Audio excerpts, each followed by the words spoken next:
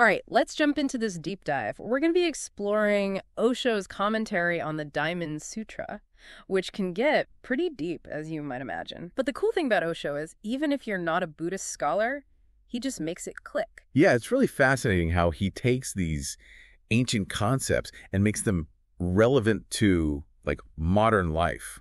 One thing that struck me was how he contrasts Buddha's approach to spirituality with, more traditional, even what some might call repressive forms of spirituality. Yeah, he quotes Thomas à Kempis, who wrote The Imitation of Christ, and Kempis actually says, the more violence you do to yourself, the greater will be your growth in grace. Oof, that's a bit intense. Right. Talk about tough love. I don't know about you, but that doesn't exactly sound like my idea of spiritual growth. It does make you wonder about, like, the underlying assumptions there. And that's where Osho brings in Buddha, who emphasized consciousness and awareness, not punishment, but waking up. And then there's this whole idea of aloneness that Osho talks about, not as loneliness, but as the state of oneness. He breaks down the word itself, all one, and it's like, whoa, mind blown. Have you ever felt that, like, that sense of being completely connected to everything around you? Definitely. It's a powerful experience. And what's interesting is how Osho uses a story about Ananda, Buddha's disciple, to illustrate this heightened awareness.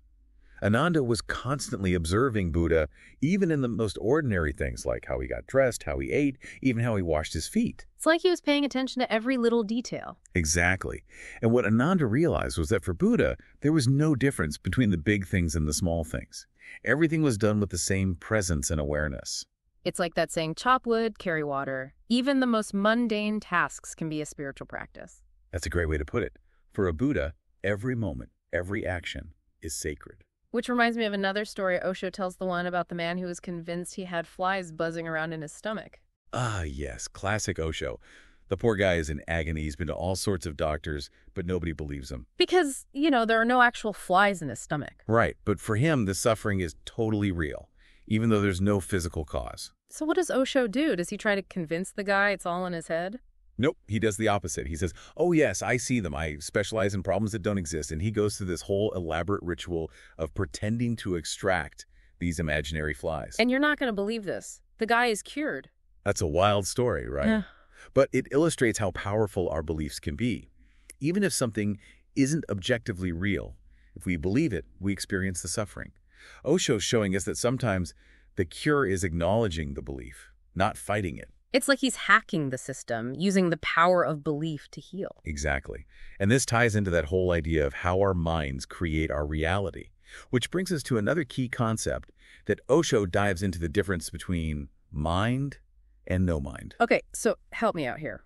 What exactly is no mind? Is it like having a completely empty mind? It's not about emptying the mind completely. It's more about transcending that constant mental chatter, that inner dialogue, and accessing a deeper level of awareness.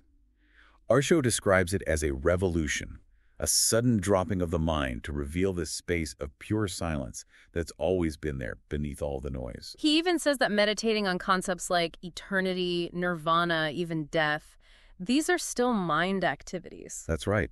It's not about thinking your way to enlightenment. It's about recognizing the limits of the mind.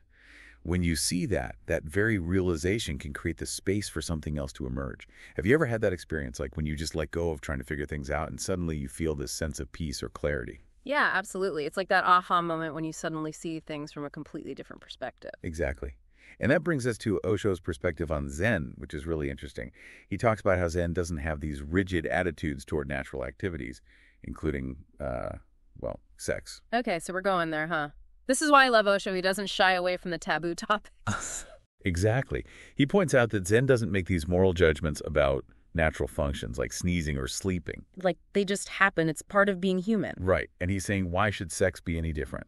He contrasts Zen with Tantra, where Tantra is seen as kind of a remedy for societal repression of sexuality. But Zen is more about embracing the natural flow without all the judgment and hang-ups. He talks about how society tries to control and suppress sexuality, and it ends up turning people into slaves to their desires. Yeah. And he says this brilliant line, I'm paraphrasing here, but he says, primitive people aren't so competitive because they're enjoying their lives. Whoa, that's deep. It's like he's saying when we repress our natural joy and vitality, we become more susceptible to manipulation, always striving for more, never truly satisfied. It really challenges our whole idea of what it means to be successful and fulfilled.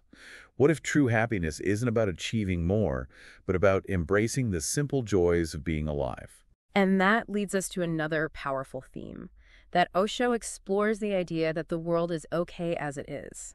He tells the story about a Sufi master who declares, "The world is okay," and this hunchback challenges him, saying, "Look at me, this proves the world is not okay." Oh, I love that story. What's the master's response? The master says that the world is perfect precisely because there's no ideal to compare it to.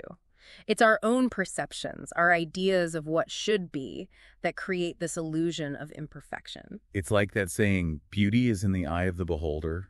The world is a mirror, reflecting back our own beliefs and judgments. And this ties into Osho's view of love, not as something that needs to change or fix another person, but as pure acceptance. Right. He tells this funny anecdote about a Catholic woman who falls in love with a Jewish man. And she's so determined to reform him that she ends up converting him into a Catholic monk. Talk about a transformation. But it illustrates how our attempts to change others often stem from a desire to control rather than genuine love. It's like, if we could just see the perfection in others as they are, without trying to fit them into some mold. And that brings us to a really interesting perspective that Osho offers on death. He says death is just as natural as life, as beautiful and relaxing as life itself. He uses this analogy of death being like returning to the source of existence, a resting point before a new beginning. It's a perspective that really challenges our fear of death and encourages us to see it as part of the cyclical flow of life. Now, we've covered a lot of ground already, and there's so much more to explore in Osho's commentary. But before we dive into the next layer, let's just take a moment to reflect. What are some of the insights that are resonating with you so far? Picking up on that idea of death and rebirth, Osho has this really interesting take on the bodhisattva, this key figure in Mahayana Buddhism. Now, I gotta admit, when I hear bodhisattva, it sounds kind of intimidating, like way up there on some spiritual pedestal. Can you break that down for us? Sure. Think of a bodhisattva as like someone who's achieved enlightenment, but they choose to kind of stick around. They don't just ascend to some higher plane and leave us all behind. Nope. They could move on to what we might call, ultimate reality. But instead, they stay connected to this world to help others find enlightenment, too. So it's like they've reached the summit, but they hang out at base camp to help others make the climb. Exactly. It's all about compassion. And Osho actually uses this term, chittopad, to describe the bodhisattva's commitment. It's that unwavering resolve to dedicate yourself to helping others, even after you've achieved your own spiritual goals. That's a pretty high bar. Yeah. And what's striking is that it's not about ego or recognition. It's pure, selfless service. Okay, so Osho lays out 3 stages related to this. First, there's clinging to the shore, which I guess we're all kind of doing right now. Then there's the bodhisattva, who's actively helping others reach the other shore of enlightenment. And then there's the Buddha, who's moved beyond, but whose very presence continues to guide and inspire. It's like even though they're gone, they're still with us. That's a great way to put it. And this leads to something Osho says that's kind of like both fascinating and unsettling at the same time. He says the Dharma wheel, the one set in motion by Buddha, has actually stopped. It needs to be moved again. Wait, hold on. Are you saying enlightenment isn't a one-time thing? It needs, a reboot? That's what Osho's suggesting. He says even the Dharma, these profound teachings, are subject to a kind of universal cycle. They lose momentum over time every 500 years or so, and then they need a major revival every 2,500 years. It's like a cosmic tune-up, making sure the engine's still running smoothly. Exactly. And this is going to sound a bit out there, but Osho claims that Buddha, in his enlightened state, actually saw us, the listeners of this deep dive, in the future. Whoa, are you saying Buddha had some kind of precognitive vision? Like he saw people listen to a podcast thousands of years later? That's what he seems to be saying. It really makes you think about time and space in a whole new way. Like if Buddha could see us, are we somehow connected across time? Are his teachings meant for us even though they were spoken so long ago? It's a trippy thought, for sure. It is. And on the topic of ancient versus modern, Osho was a big advocate for embracing the new. He called it a message from God, letting go of the old, whether it's memories or desires, even the fear of death. He even talked about psychological memory as a kind of prison, trapping us in the past. It's like we're carrying all this baggage around, and it's weighing us down, preventing us from fully experiencing the present. Exactly. Osho suggested that by letting go of that baggage, we open ourselves up to continuous renewal, like a constant process of rejuvenation. It's like hitting the reset button, getting a fresh start. And he uses this powerful metaphor. He compares life to a breath. Each inhalation is a birth. Each exhalation is a death. It's this constant cycle of letting go and welcoming something new. So maybe death isn't something to be feared, but just another opportunity for renewal, like breathing out, letting go, and then breathing in, a fresh start. That's a beautiful way to look at it. And it brings us back to that idea that Osho keeps emphasizing the world is already okay, just as it is. Remember that story of the hunchback questioning the Sufi master about whether the world is really okay? Yeah, the hunchback thinks his condition somehow proves that the world is flawed. Right, but the master suggests that it's actually the hunchback's idea of perfection that's the problem. He's challenging us to drop our preconceived notions of what should be and just accept what is. It's like, stop trying to fix everything, including yourself. Just be present with what is. And this ties into a distinction that Osho makes between recognition and realization. I gotta admit, those sound kind of similar to me. Is there a key difference? It's subtle, but important. Osho's saying the truth isn't something to be realized in the future. It's something to be recognized right now. It's already present, but we need to create the space to see it. So it's not about searching for something outside of ourselves, but about turning inward and seeing what's already there. Exactly. He suggests that observing nature, the rising sun, the moon, the stillness of a forest, can help cultivate that state of silent recognition. So it's not about striving, it's about being. Just being present, being open, allowing the truth to reveal itself. And this brings us to a rather playful analogy that Osho uses. He compares his teachings to using stories as glue to keep the listener engaged. Then, when the time is right, bam, he hits them with the hammer of truth. He's not afraid to use humor and storytelling to draw people in. It's like, let's have fun, be entertained, and oh, by the way, here's this profound truth that might just change your life. Exactly. And that reminds us of those 3 stages of the seeker that Osho outlines. First, we're clinging to the shore, trying to figure things out. Then we become like the bodhisattva, helping others reach the other shore of enlightenment. And finally, we evolve into the Buddha, whose very being continues to radiate wisdom and compassion. It's like a beautiful journey of self-discovery and service, ultimately leading to this state of profound interconnectedness. And one of the most intriguing, even paradoxical concepts that Osho talks about in relation to this journey is surrender as the path to victory. Now, that sounds counterintuitive. How can giving up be winning? It goes against everything we're taught about striving and achieving. Right. And that's exactly what makes it so powerful. Osho contrasts this idea of surrender with the ultimate failure of those who cling to their ego, who constantly fight against the flow of life. He gives the example of Alexander the Great, who conquered vast empires but died feeling empty and unfulfilled. And then there's Buddha, who surrendered his ego and found true liberation. It's like trying to control everything just leads to more suffering. True victory lies in letting go and aligning yourself with the natural flow of existence. Now, Osho also dives into 2 specific stages on the seeker's path that I'd love to unpack a bit more. The stream winner and the arhat. What can you tell us about those? Well, the stream winner represents someone who's taken that first crucial step. They've entered the Buddha field, as Osho calls it. It's like stepping onto the path, beginning that journey of surrender. So they haven't reached full enlightenment yet, but they're on their way. Exactly. They've started to loosen their grip on the I, on the ego, and are allowing themselves to flow with the current. So it's not about achieving something, but about letting go. They're winners not by winning something, but by surrendering. Precisely. Now, the arhat is a bit more complex. This is considered the ultimate stage of enlightenment. Osho describes it as the dismantling of the chariot, the self, the being, the soul. All the components are taken apart until there's nothing left but the space where the chariot once was. Wow, that's a powerful image. It's like the ultimate vanishing act. But it makes you wonder, if there's no I, then who or what is experiencing this state of enlightenment? That's the paradox, isn't it? Osho is suggesting it's not a personal experience in the way we usually think of it. It's a merging with ultimate reality, a dissolution of all boundaries and limitations. And this ties back to that metaphor of the Dharma as a raft, right? Right. It's meant to help us cross the river of suffering, but it's not the destination. We're supposed to leave it behind once we reach the other shore. Exactly. Which makes you wonder, what happens after the chariot has been dismantled? What's next? That's a good question. Does Osho offer any clues? He talks about this vision of the integrated human being, someone who embodies both the inner and the outer, the east and the west, the scientific mind and the spiritual heart. So it's like this ultimate blending of opposites. Right. He gives this example of combining the scientific brilliance of, like an Einstein, with the spiritual depth of a Buddha. That's a pretty high bar. It is. But it makes you think about how often we compartmentalize our lives. We separate the spiritual from the mundane, the intellectual from the emotional. What if, as Osho suggests, true fulfillment lies in integrating all these different parts of ourselves? It's like becoming a whole person, not just a collection of fragmented parts. Exactly. And you know what else I love about Osho? He takes something as ordinary as boredom and flips the script. He says boredom is actually a product of the ego, not a natural state of being. Really? I never thought of it that way. He contrasts our human tendency toward boredom with the way children and animals experience the world.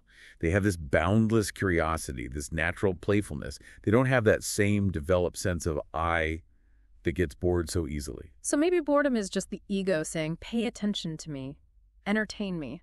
It's an interesting thought, isn't it?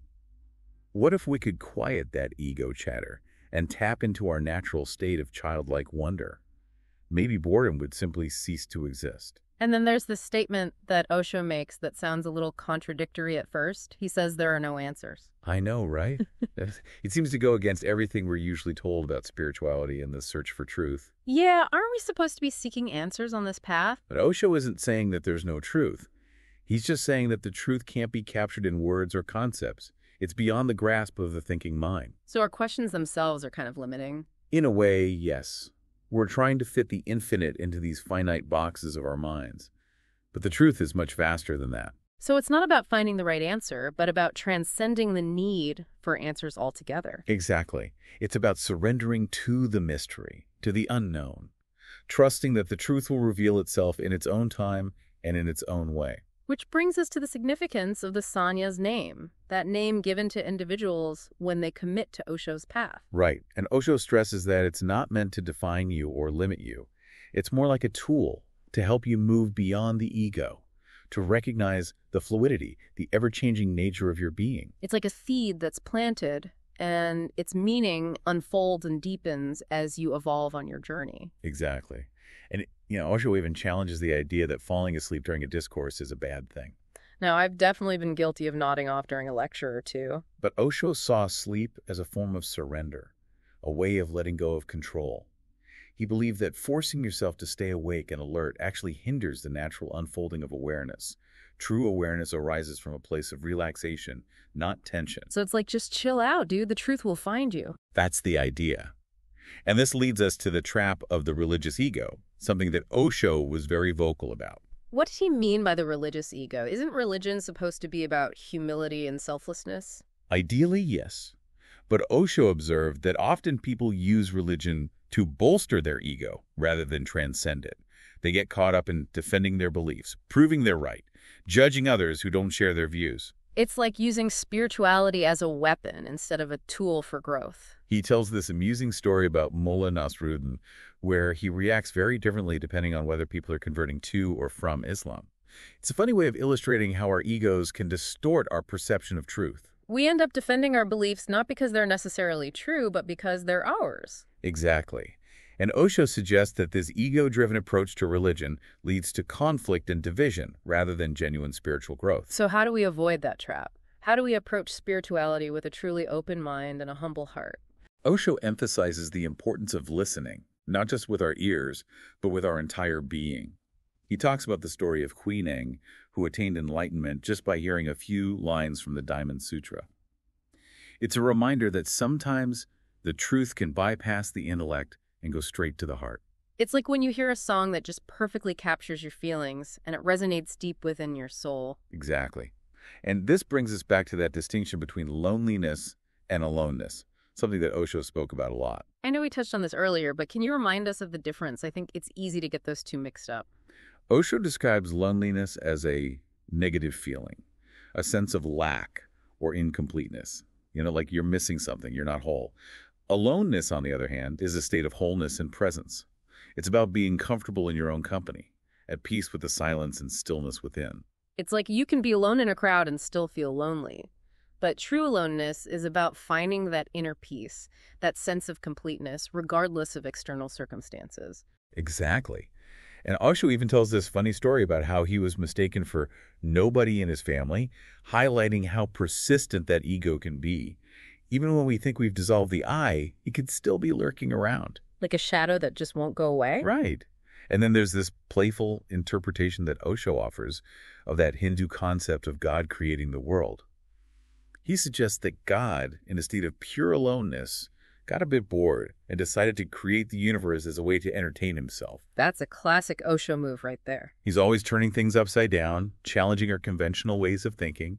And he even connects this back to us, suggesting that we're all gods who have forgotten our true nature and become entangled in this illusion of separation. So how do we remember? How do we reconnect with that divine spark? That's the million-dollar question, isn't it? Yeah. And Osho reminds us that enlightenment isn't something we attain in the future. It's already present, waiting to be recognized. He says it's like our breath. We don't have to create it. It's just there, flowing in and out, sustaining us in every moment. So maybe it's not about striving for enlightenment, but about recognizing that it's already a part of who we are. Beautifully said. And that brings us to another radical idea that Osho puts forth. He says that neither superficial knowledge nor profound knowledge can lead to enlightenment. Wait a minute, isn't knowledge a good thing? I mean, we're here trying to learn, right? Osho isn't saying that knowledge is bad. He's just pointing out that it can actually be a barrier to enlightenment because it keeps us trapped in the realm of the intellect. So it's not about accumulating more information, but about going beyond the mind, experiencing the truth directly. Exactly. He says that knowing is superficial. True depth comes from being, not knowing. It's like you can read all the books about swimming, but until you jump in the water, you're not really swimming. That's a great analogy. And he talks about transformation as something that often occurs when we reach the extremes of experience. He uses the example of laughter turning into tears and vice versa. It's like sometimes you have to go through the darkness to reach the light. That's one way to look at it. Osho is encouraging us to embrace the full spectrum of human experience, not to shy away from the intensity of our emotions. So it's about allowing ourselves to feel it all, the good, the bad, the ugly, trusting that transformation will emerge from that process. Exactly. And finally, Osho challenges the idea that those who have experienced God need to declare it. He says that their very existence becomes the declaration. Their actions, their words, their very presence radiates that truth without any need for grand pronouncements. It's like actions speak louder than words. If you've truly experienced something profound, it's going to show up in how you live your life. And on that note, I think it's time to wrap up this part of our deep dive. Definitely a lot to process and digest. But before we move on to the final part of our exploration, I'd love to hear what's standing out for you, what insights are really resonating. All right, we're back for the final part of our deep dive into Osho's take on the Diamond Sutra. I gotta say, my mind is still reeling from some of the stuff we've talked about. It's been a wild ride, that's for sure.